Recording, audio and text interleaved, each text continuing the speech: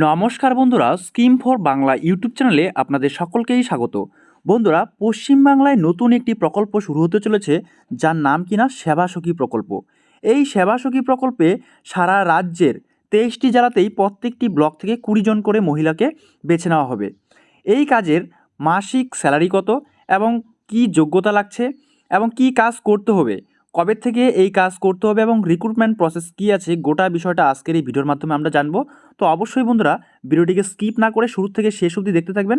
আর যে সকল বন্ধুরা এই চ্যানেলটিতে নতুন এসেছেন, অবশ্যই চ্যানেলটিকে সাবস্ক্রাইব করে পাশে থাকবেন পরবর্তী এই ধরনের প্রয়োজনীয় আপডেটগুলো সবার আগে পাওয়ার জন্য।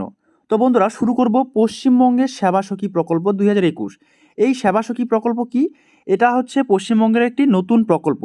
এই প্রকল্পের দ্বারা পশ্চিমবঙ্গ সরকার মহিলাদের বিশেষ ট্রেনিং দেবে বয়স্ক মানুষদের এবং শয্যাশায়ী মানুষদের দেখাশোনা করবার জন্য।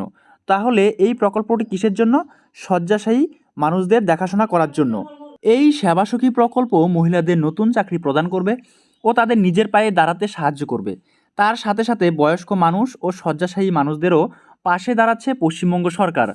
তো আমরা জানতে পারলাম সেবা সখী প্রকল্প কী। সেবা সখী প্রকল্প হচ্ছে বয়স্ক মানুষদের যত্ন নেওয়ার জন্য মহিলাদের নিয়োগ এবং প্রশিক্ষণ দেওয়ার শীঘ্রই ব্যবস্থা করা হচ্ছে। তো সেবা সখী প্রকল্পের প্রশিক্ষণ কেমন হবে?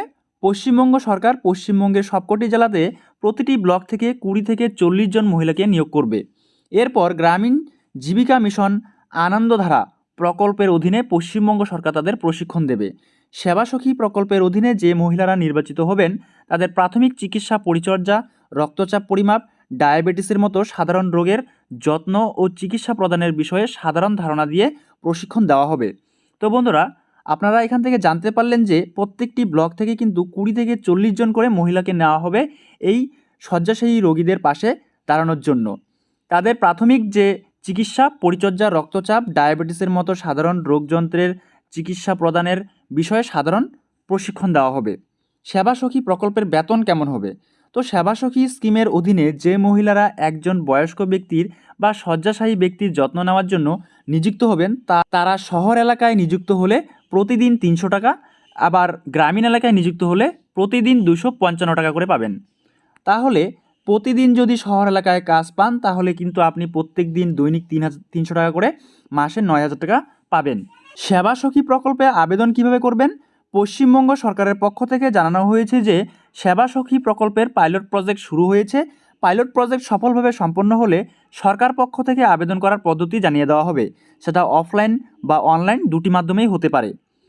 পশ্চিমবঙ্গের সেবা সখী প্রকল্প পাইলট প্রজেক্ট কোথায় কোথায় শুরু হয়েছে? বারুইপুর, রাজারহাট, পাঁশকুড়া এবং আমতা, এই 4টি ব্লকে অলরেডি কিন্তু শুরু হয়েছে পাইলট প্রজেক্ট হিসাবে।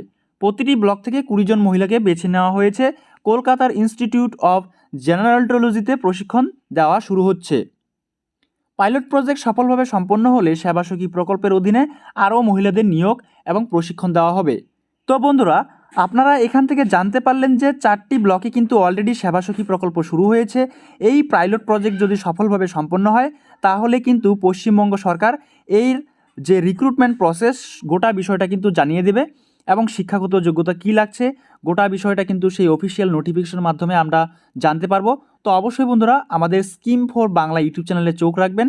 আর যারা এখনও পর্যন্ত সাবস্ক্রাইব করেনি, সাবস্ক্রাইব করে রাখবেন প্রতিনিয়ত এই ধরনের প্রয়োজনীয় আপডেটগুলো সবার আগে পাওয়ার জন্য। তো বন্ধুরা, আজকের ভিডিও এই পর্যন্তই। দেখা হচ্ছে পরবর্তী নেক্সট ভিডিওতে নেক্সট টপিক নিয়ে। ততক্ষণ পর্যন্ত সুস্থ থাকবেন, ভালো থাকবেন। Thanks for watching this video.